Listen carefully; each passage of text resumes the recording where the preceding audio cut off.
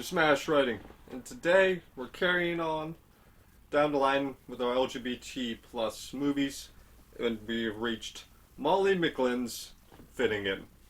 This movie is loosely based off of her life and her experiences of what she went through after she was diagnosed with MRKH when she was a teenager. And with the setup out of the way, let's dive in and talk about it, shall we? We kick off with the main character, Lindy. She's having a fantasy of her boyfriend, and then she goes through her morning routine, and we meet her mom, Rita. We learn a little bit about the family dynamic and everything. Her mom's on a dating app, and she's a therapist, and she's worried about her daughter, who is 16 and has not had her period yet. And from there, we meet her friend dynamic at school. We meet Vivian. They're trying out for the track team. We bounce back to Rita just for a little bit to learn that she's not that good of a therapist. She's got her own demons in her life that are holding her back a bit. She's a breast cancer survivor, and that's been a recent thing. I think we learned that at the beginning, but I just left that out. But carrying on the way back from school, we meet another character, Jax, a non-binary character from school. Oh, and then we meet Adam, Lindy's boyfriend, who they have a date night, they have a movie date together, and things are starting to look really good between them, and then they get interrupted before they can go any further than making out. And she's talking to Vivian later on the phone about it, and Vivian suggests she go on birth control, which takes her to the clinic. And the doctor realizes during the exam that there might be a little bit of an issue they need to look into a bit when they make an official appointment with a specialist to start looking more into it, and they realize that she has MRKH. And during this entire appointment, this diagnosis between her and her mom and the doctor, I kind of wanted to pick up the model he has of the female reproductive system and like smack him in the head with it. Because it's like he's the head of OBGYN, and he does not seem like he knows what he's talking about. And then he even uses the model to like cover up the picture of his significant other. It's like everything about him is like, this guy is a douche. And he's telling her about her options. She's being diagnosed with MRKH, which stands for Mayer-Rokitansky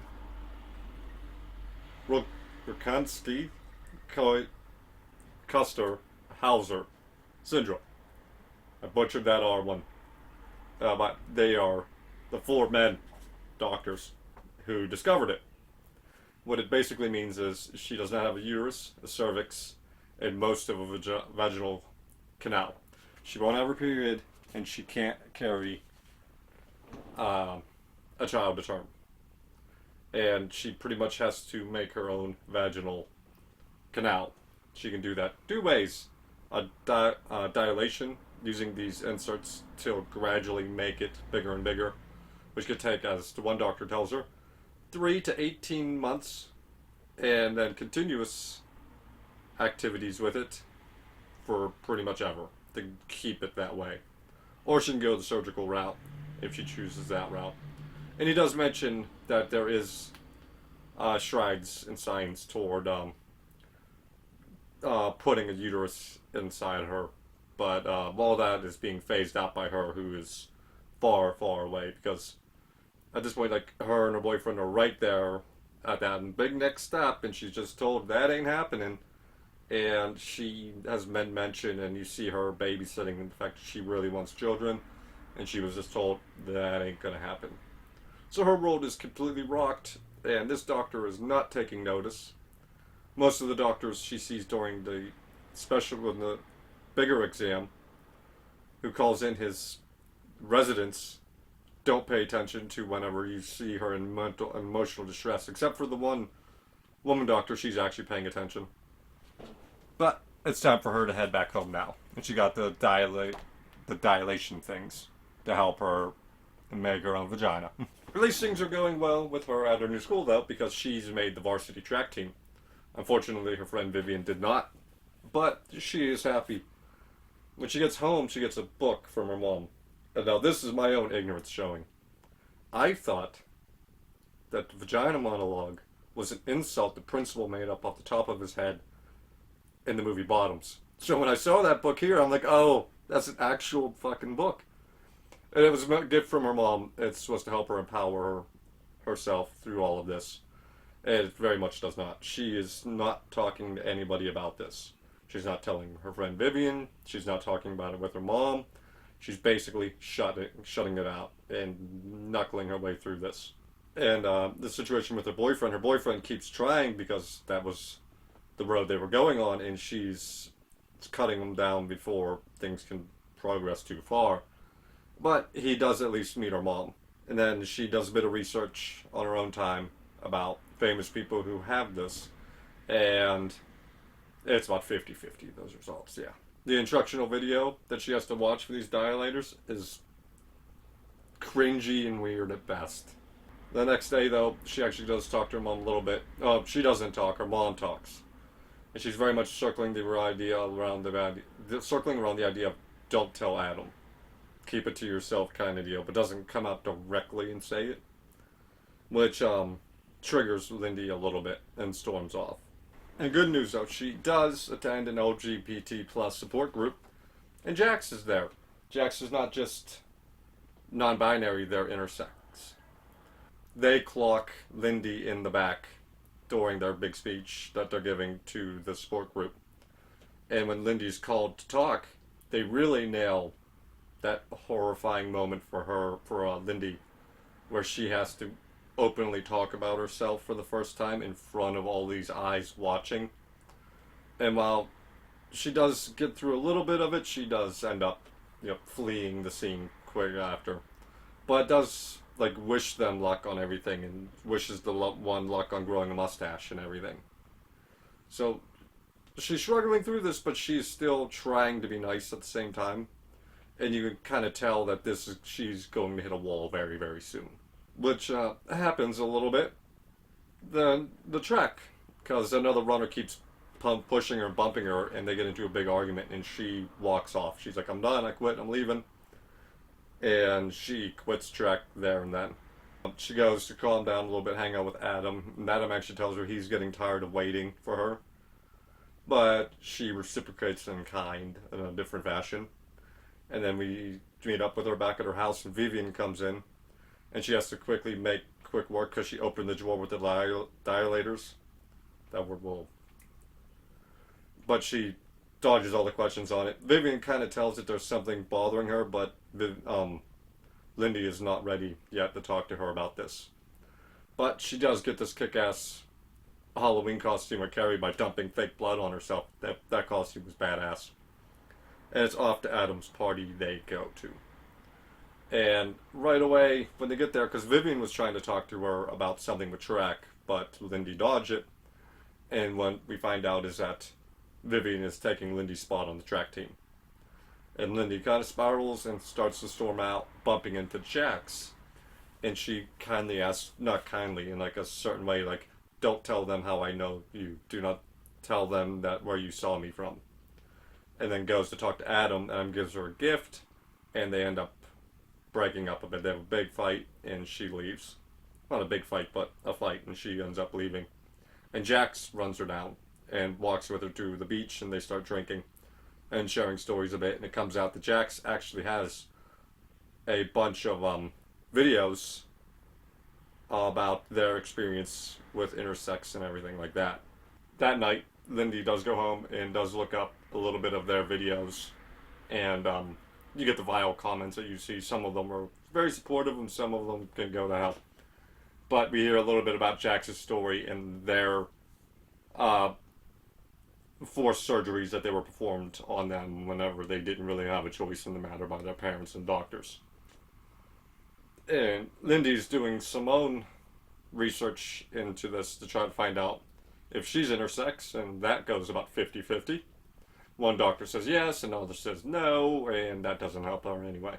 But she does go and meet up with Adam again to have a better conversation than the night before, but he doesn't like the fact that she needs time and breaks up with her. And she meets up with her mom for dinner and just blows up on her mom over being bitter about everything, about being bitter at men for the one leaving her, and then what happened with the surgery and everything, and then storms off. Angers her to the point where she goes into the dilating process with this newfound focus of getting this over with, and then going after the guy named Chad from the diner that she was at earlier in the day, and more or less, not quite forcing herself, but very much like pushing him into having sex with her in his truck. Despite the fact he is a virgin and not ready, she's wrecking ball kind of deal. And then gets upset when he can't answer if it was normal because he doesn't know either. But she doesn't get the answer she likes, and she ends up walking off by herself. The next day, though, when she gets home, her mom's waiting for her, and her mom has a better conversation with her and trying to explain, like, I know what you're going through. Whenever I had to have my surgery and lost her breasts from the breast cancer, a guy she was not her dad, but she was seeing, left her because he couldn't stand the sight of her, and she doesn't want to see that happening to Lindy. That's why she's been pushing Lindy that way, and she doesn't mean to be rude about it. She was just trying to help her. And Lindy feels sorry and apologizes and makes her a special breakfast to apologize for her, and goes off to find Jax. And they spend the day together, and they get to know each other a bit more, and it ends up in the bedroom. And then they go to a party together later that night, or a few nights later. It's not quite clear. I think it is that same night to go to a party. And everything falls apart. When she won't kiss Jax in front of the rest of the partygoers, this sends the message to Jax that Jax is not going to have any part of this, and they leave. And Lindy continues to get drunk. She flashes one guy. She ends up in the bathroom with Chad, who stops in the middle of anything because he realizes he's just being used in all this, and he leaves. And then the cherry on the top, she tells Greg about having MRKH and what that means. But she wakes up the next day, hungover and everything, and her mom took her phone and her laptop, I believe. But she definitely took the phone. And it was like, she's not happy. Like, you cannot get that drunk. Bad things can happen to you. And then she mentions that Vivian was over, and she really shouldn't throw away that friendship over Adam. Because in between all of this, she went to go see Vivian, and she'd seen Adam's bike outside Vivian's house. And she really shouldn't throw away Vivian over Adam.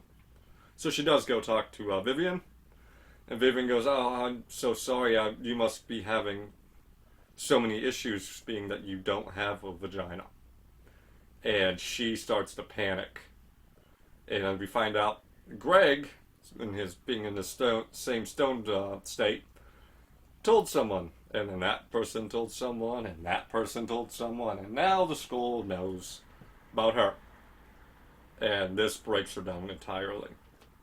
She's at her new low. Jax is upset with her. She lost Vivian. And now this thing that she was not ready to tell people is all over the place. This is where, once again, Mom comes to save the day. They have a very nice bonding moment. And that gets Lindy to go to school the next day. But not just that, but reconnect with Vivian and fight through all the dirty looks and comments and go support Vivian at the track meet. And when she's celebrating with Vivian after Vivian won, Doug says just a piece of shit to her, and she storms off crying, and Vivian catches up to her and explains that Vivian is taking the fall on this one, and told everyone that Lindy was talking about her to try to help her through this, because those two are going to stay together as best friends.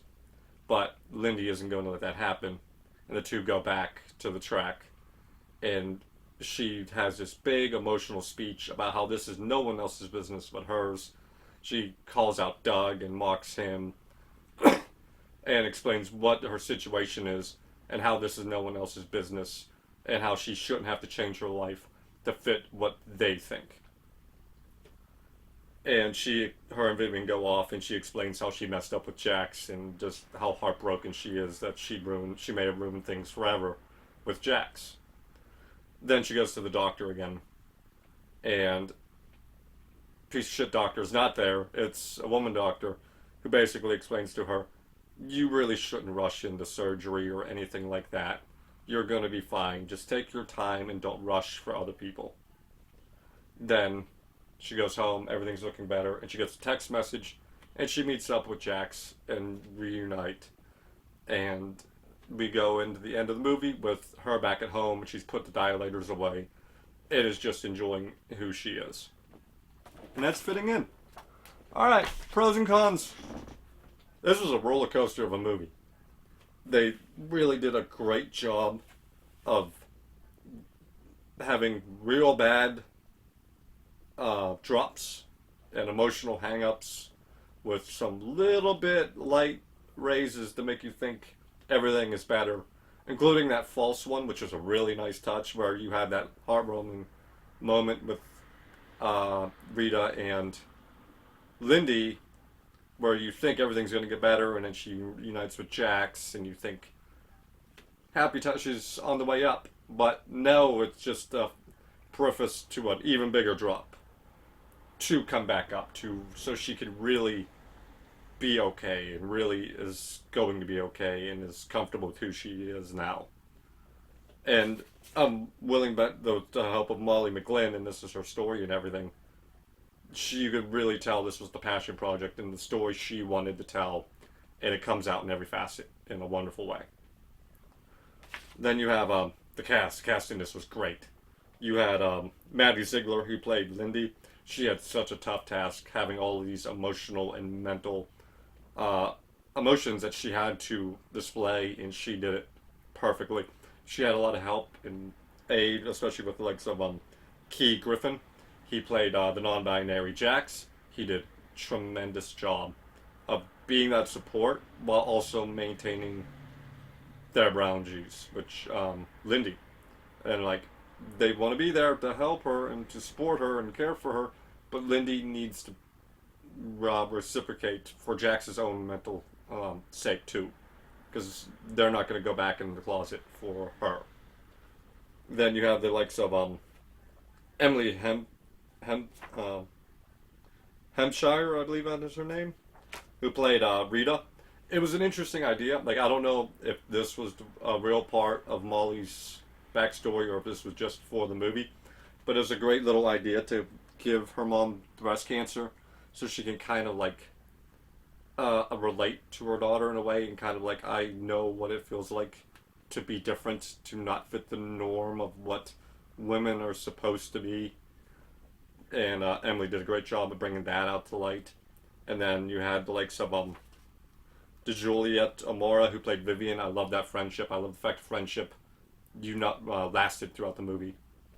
And just all around, all the cast members did excellent job bringing the story to life. And I have no real complaints. I wish the doctor was beaten with that damn model, though. I do wish that. But with that said, though, let's give it S tier movie. Great movie, fantastic enlightenment all throughout, especially for those who don't know that much about intersex. And with all that said, have a good day, evening, night, afternoon, whatever, wherever you are. And as always, bye-bye.